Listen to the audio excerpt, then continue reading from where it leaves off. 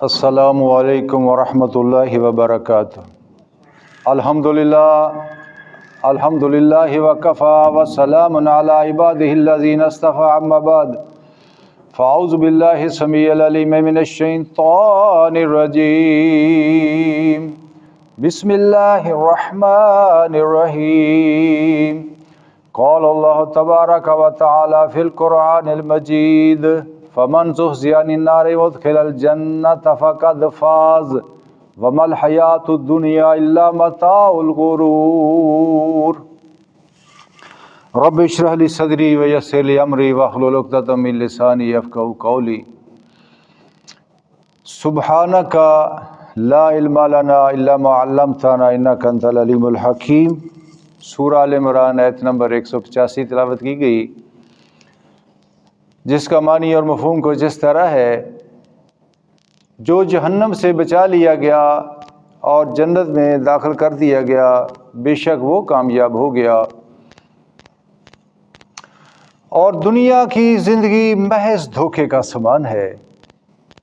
حضرات گرامی، گزشتہ 2 جمعوں سے ہمارا جو موضوع چل رہا ہے وہ ہے جہنم سے نجات کے اسباب۔ تو آج اس سلسلے میں یہ اس کا تیسرا حصہ ہے۔ آج میں جن چیزوں کا تذکرہ کروں گا ان میں سب سے پہلے نمبر پر جہاد فی سبیل اللہ ہے۔ جہاد کے 2 معنی ہیں۔ ایک تو جہاد میں قتال آتا ہے، اور ایک اوورال دین کی سربلندی کے لیے جو کوشش کی جاتی ہے وہ بھی جہاد کے زمرے میں آتا ہے۔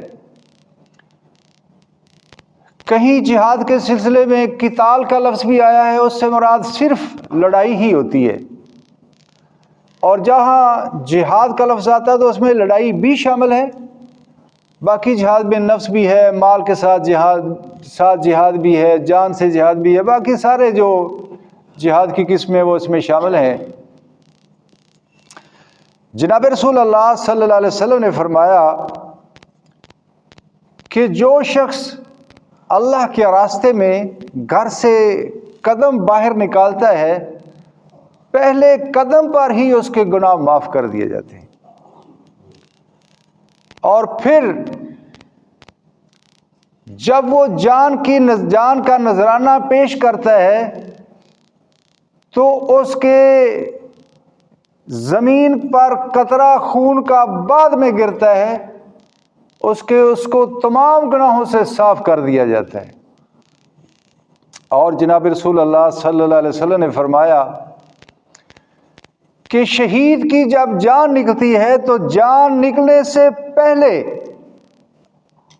اس کو اس کا ٹھکانہ جنت میں دکھایا جاتا ہے، اس کے بعد پھر اس کی جان نکالی جاتی ہے، اور وہ جب اپنا ٹھکانہ جنت میں دیکھتا ہے تو اس کی روح اس کے قالب میں اس قدر بے چین ہو جاتی ہے، جس طرح پنجرے میں پرندہ اگر ڈھانپ دیا جائے، بند کر دیا جائے تو وہ بے چین ہوتا ہے، اس طرح اس کی روح اس قالب میں بے چین ہو جاتی ہے۔ یہ ایک بڑا وسیع موضوع ہے، میں صرف اختصار کے ساتھ اس پر بحث کروں گا۔ سورہ صف آیت نمبر 10، 11، 12 اللہ رب العزت فرماتے ہیں، بڑا دل فریب انداز ہے۔ یا ایھا الذین آمنوا ھل ادلکم علی تجارۃ تنجیکم من عذاب الیم تؤمنون باللہ ورسولہ وتجاہدون فی سبیل اللہ باموالکم وانفسکم ذالکم خیر لکم ان کنتم تعلمون یغفر لکم ذنوبکم ویدخلکم جنات تجری من تحتها الانہار ومساکن طیبۃ فی جنات عدن ذالک الفوز العظیم۔ اے ایمان والو، کیا میں تمہیں ایسی نفع بخش تجارت نہ بتاؤں جو تمہیں دردناک عذاب سے بچا لے؟ وہ تجارت یہ ہے، اللہ اور اس کے رسول پر ایمان لاؤ اور اللہ کے راستے میں اپنے جانوں کے ساتھ اپنے مالوں کے ساتھ جہاد کرو، یہ تمہارے لیے بہتر ہے اگر تم جانتے ہو۔ اور اس کا صلہ، اس کا ریوارڈ میں آپ کو یہ دوں گا کہ میں تمہاری خطائیں تم کو معاف کر دوں گا، اور میں تمہیں ایسی جنت میں داخل کروں گا جو بڑے جس میں بڑے پاکیزہ محل ہیں، جس کے نیچے نہریں چلتی ہیں، اور وہاں میش میش آپ رہیں گے، اور یہ بہت بڑی کامیابی ہے۔ تو ایک تو میرے بھائیوں، یہ سبب بڑا ہی شارٹ کٹ ہے جنت میں جانے کا اور جہنم سے آزادی کا۔ حدیث میں آتا ہے کہ ایک شخص صحابی رسول ہیں، وہ فوت ہوئے، تو اس کے بارے میں جب وہ جنازے کا ٹائم ہوا تو جناب رسول اللہ صلی اللہ علیہ وسلم نماز جنازہ اس کی پڑھانے لگے، تو بعض صحابہ نے کہا یا رسول اللہ ہم نے تو اس کو کوئی نیک کام کرتے ہوئے نہیں دیکھا۔ ایک صحابی نے کہا اس نے ہمارے ساتھ اللہ کے راستے میں ایک دن پہرا دیا ہے۔ حضور صلی اللہ علیہ وسلم نے فرمایا میں گواہی دیتا ہوں کہ یہ جنتی ہے۔ جناب رسول اللہ صلی اللہ علیہ وسلم نے فرمایا دو آنکھیں ان کو جہنم کی آگ تو درکنار جہنم کا دھواں بھی مس نہیں کرے گا، ایک وہ آنکھ جو اللہ کے خوف سے رو پڑی، اور دوسری وہ آنکھ جس نے اللہ کے راستے میں پہرا دیا، جاگ کر پہرا دیا۔ تو یہ راستہ اللہ تعالیٰ کو بڑا ہی محبوب راستہ ہے، اور جنت میں جانے کا، جہنم سے آزادی کا یہ ایک بڑا شارٹ کٹ ہے۔ پھر ایک سبب بچیوں کی پرورش ہے۔ سورہ شورا میں اللہ رب العزت فرماتے ہیں یَهْبُ لِمَن يَشَاءُ إِنَاثًا وَيَهْبُ لِمَن يَشَاءُ الذُّكُورَ وَيُزَوِّجُهُمْ ذُكْرَانًا وَإِنَاثًا وَيَجْعَلُ مَن يَشَاءُ عَقِيمًا۔ میرا اختیار ہے، میں جس کو چاہے بیٹے دوں، جس کو چاہے بیٹیاں دوں، جس کو چاہے ملا کے دوں، جس کو چاہے میں بانچ بنا دوں۔ تو بیٹیاں ایک آج کل کے زمانے میں تو بہت ہی زیادہ ایک آزمائش بن گئی ہے، اس کی وجہ موجودہ حالات ہیں۔ تو بہرحال جس قدر یہ اس کی آزمائش ہے اسی قدر اس کا ریوارڈ بھی بڑا ہے۔ جناب رسول اللہ صلی اللہ علیہ وسلم نے فرمایا جو شخص بیٹیوں کی آزمائش میں پڑ گیا اور پھر ان کی صحیح تربیت، تعلیم، تربیت، پرورش صحیح کی، تو وہ بیٹیاں اس کے اور جہنم کے درمیان آڑ بن جائیں گی۔ اور ایک اور حدیث ہے، جناب رسول اللہ صلی اللہ علیہ وسلم نے فرمایا کہ جو شخص بیٹیوں کی آزمائش میں پڑ گیا اور ان کی صحیح نہج پر، تعلیم و تربیت صحیح، ان کی شادی اچھی جب مقام پر کی، تو میرے اور اس کے وہ میرے ساتھ جنت میں، یوں آپ نے دو شہادت کی انگلی اور ساتھ والی انگلی اٹھا کر فرمایا وہ جنت میں میرے ساتھ اس طرح ہوگا۔ تو بلا شبہ جتنی بڑی آزمائش ہے اتنا بڑا اس کا مقام ہے۔ تو اس کے بعد پھر اگلا سبب جو ہے جہنم سے نجات کا، جہنم کی آزادی کا، وہ ہے آدمی کا حسن اخلاق۔ اخلاق کیا ہے؟ آدمی کو اس کو آسان معنوں میں یوں سمجھے کہ آدمی کے عادات و اطوار جو اس سے سرزد ہوتے ہیں وہ اس کا اخلاق ہے، یعنی اس کی ایک بڑا کمپریہنسو لفظ ہے ڈیلنگ، جو اس کی پبلک سے ڈیلنگ ہے وہ اس کا اخلاق ہے۔ اگر اس کی ڈیلنگ اچھی ہے تو ہم اسے کہیں گے یہ اچھے اخلاق کا مالک ہے. اگر وہ سیٹ ڈیلنگ صحیح نہیں ہے، لوگوں سے 2 نمبری کرتا ہے، تو ہم کہتے ہیں برے اخلاق کا مالک ہے. میرے آقا جناب رسول اللہ صلی اللہ علیہ وسلم نے فرمایا آخرت میں نامہ اعمال میں سب سے بھاری جو چیز ہوگی وہ آدمی کے اخلاق ہوں گے. ہر چیز کا ایک وزن ہوتا ہے. پانی کا اپنا وزن ہے، دودھ کا اپنا وزن ہے، شہد کا اپنا وزن ہے، مرکری کا اپنا وزن ہے.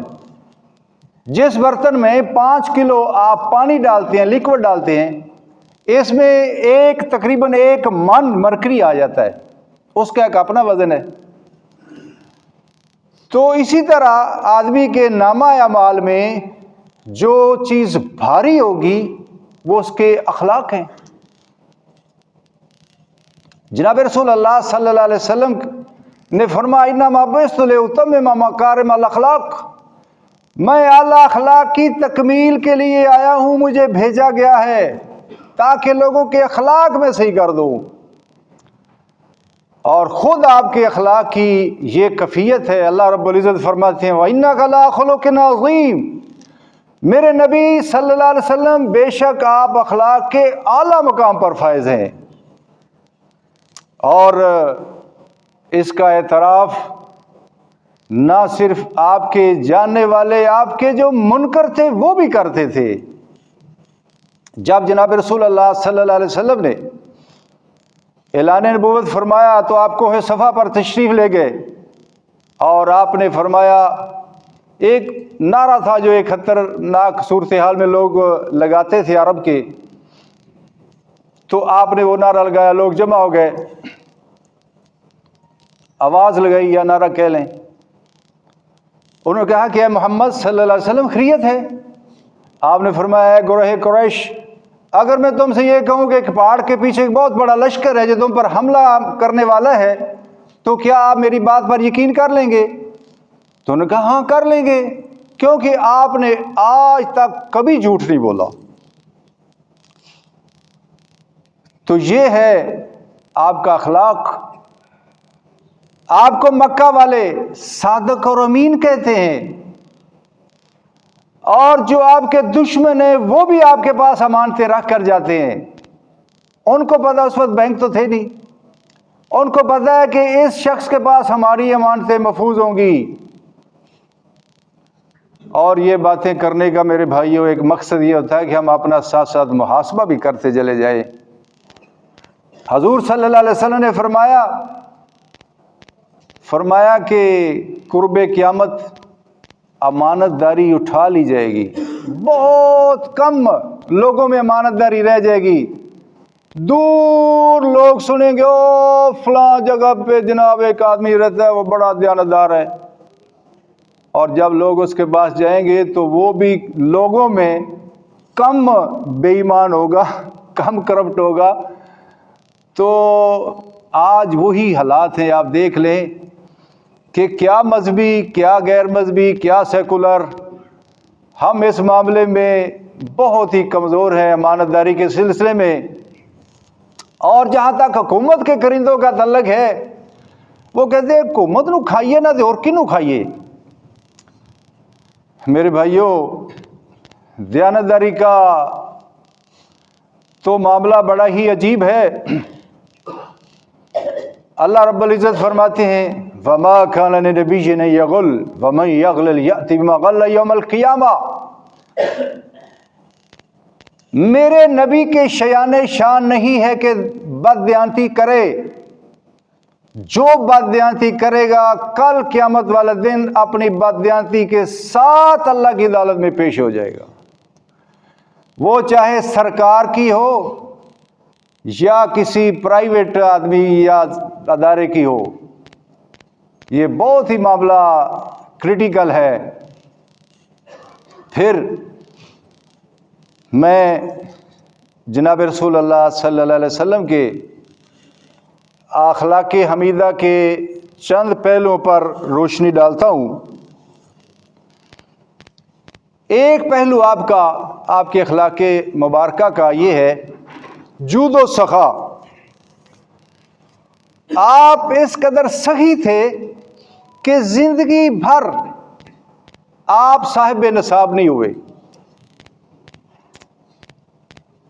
آپ نے زکوٰۃ نہیں دی، کیونکہ زکوٰۃ تب دی جاتی ہے جب سال بھر مال آپ کے نصاب آپ کے پاس موجود رہے، 12 مہینے گزر جائیں تو پھر آپ پر زکوٰۃ لازم ہوتی ہے.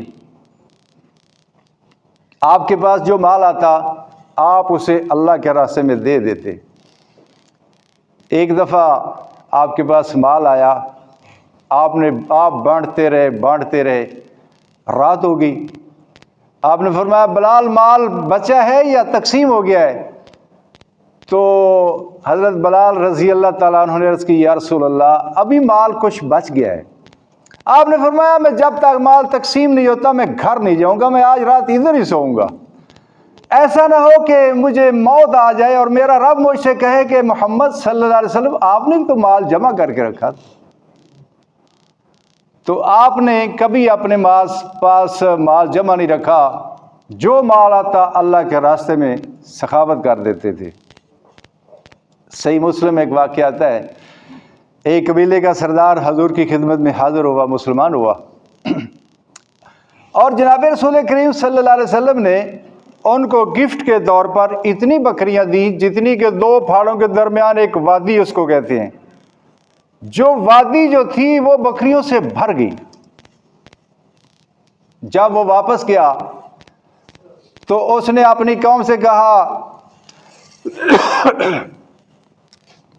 یا قوم اسلموا فإن محمد یؤتی عطاء من لا یخشی الفقر. ایک میری قوم مسلمان ہو جاؤ، میں نے محمد صلی اللہ علیہ وسلم کو اتنا سخی دیکھا ہے کہ آپ اس طرح اللہ کے راستے میں مال قربان کرتے ہیں کہ کبھی مڑ کر نہیں دیکھا کہ میرے پاس بھی کچھ بچا ہے کہ نہیں. تو اس قدر آپ سخی ہیں. پھر آپ عفو درگزر کا آپ کا پہلو ہے، آپ کے اخلاق کا، جس کے معاملے میں ہم اپنا ساتھ ساتھ محاسبہ کرتے جائیں کہ اس معاملے میں ہم بڑے ہی کمزور ہیں. اور میں چند ایک واقعات آپ کے سامنے گوش گزار کرتا ہوں. جناب رسول اللہ صلی اللہ علیہ وسلم کس قدر عفو درگزر کے پیکر ہے. مکہ والوں نے حضور صلی اللہ علیہ وسلم کو تکلیفیں پہنچانے میں، آپ کو شہید کرنے میں، آپ کے صحابہ کو تکلیفیں پہنچانے میں کوئی دقیقہ فروگزاشت نہیں کیا. ہر موقع پر انہوں نے آپ کو زچ کیا. اور 8 ہجری میں 21 سال بعد جناب رسول اللہ صلی اللہ علیہ وسلم کو اللہ نے یہ مقام دیا، آپ نے مکہ کو فتح کیا. اہل مکہ آپ کے سامنے کھڑے ہیں اور حضور نے فرمایا اے گروہ قریش تمہیں معلوم ہے میں تمہارے ساتھ کیا سلوک کرنے والا ہوں.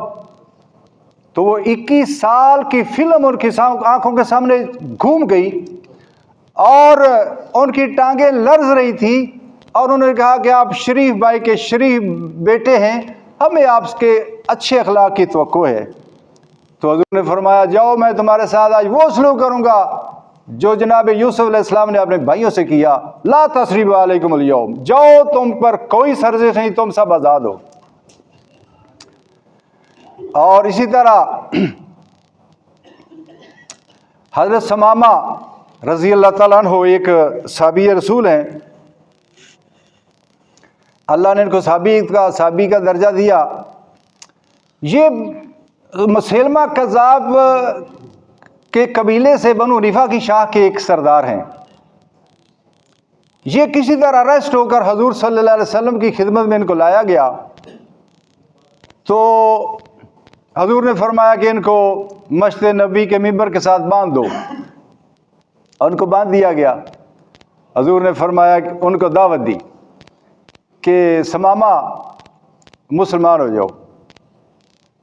اس نے کہا کہ اے محمد صلی اللہ علیہ وسلم میں مسلمان نہیں ہوں گا، مجھے معاف کر دو، ایک شکر گزار کو معاف کرو گے، اگر قتل کرو گے تو میرا قبیلہ تم سے بدلہ لے گا، اگر فدیہ چاہتے ہو تو بات کرو۔ حضور نے فرمایا ابھی اس کو رہنے دو۔ دوسرے دن پھر وہی مکالمہ ہوا، تیسرے دن پھر یہی مکالمہ ہوا، تو حضور نے فرمایا اس کو چھوڑ دو، اس کو چھوڑ دیا گیا۔ مسجد نبی سے باہر گئے، نہا دھو کر آئے اور حضور صلی اللہ علیہ وسلم کے قدموں پہ گر گئے۔ کہا یا رسول اللہ صلی اللہ علیہ وسلم، اس سے پہلے آپ میری نظر میں انتہائی مبغوض تھے، آپ کا دین آپ کی میری نظر میں ناپسندیدہ تھا، آپ کا یہ شعر آپ کی نظر میری نظر میں ناپسندیدہ تھا، لیکن آج خدا کی قسم آپ جیسا شخص میرے لیے کوئی نہیں، آپ جیسا یہ دین میرے لیے اور کوئی نہیں، اور آپ کا یہ شہر جو ہے، مجھے شہر اس جیسا اور کوئی شہر بھی پسند نہیں ہے جتنا یہ مدینہ ہے، مجھے اپنے حلقہ اسلام میں داخل کر لیں۔ آپ کا یہ اخلاق ہے، یہ آپ کا کردار ہے۔ تو میرے بھائیوں، ساتھ ساتھ ہم اپنا محاسبہ بھی کرتے جائیں، اور آپ دیکھیں کہ معمولی باتوں پر لڑائی جھگڑے اور ایک دوسرے سے تعلقات کے کشیدہ، ایسے میں لوگوں کو جانتا ہوں جو سگے بھائیوں سے سال ہا سال نہیں ملے، سال ہا سال کبھی بات نہیں کی، ہمسایوں سے بدسلوکیاں، کولیگ کی لیگ پولنگ، ایک دوسرے کی غیبتیں، گلے شکوے۔ میرے بھائیوں، یہ مومنانہ طریقہ نہیں ہے۔ ہمیں سب کو انکلوڈنگ مائی سیلف، ہمیں سب کو اپنا محاسبہ کرنا چاہیے کہ ہم کس نبی کے امتی ہیں جس کا اخلاق اور کردار مثالی ہے۔ ہم بھی تبھی ایک مثالی مسلمان بن سکتے ہیں جب ہم آپ کے اخلاق کو فالو کریں گے۔ وآخر دعوانا الحمد للہ رب العالمین وما علینا الا البلاغ المبین۔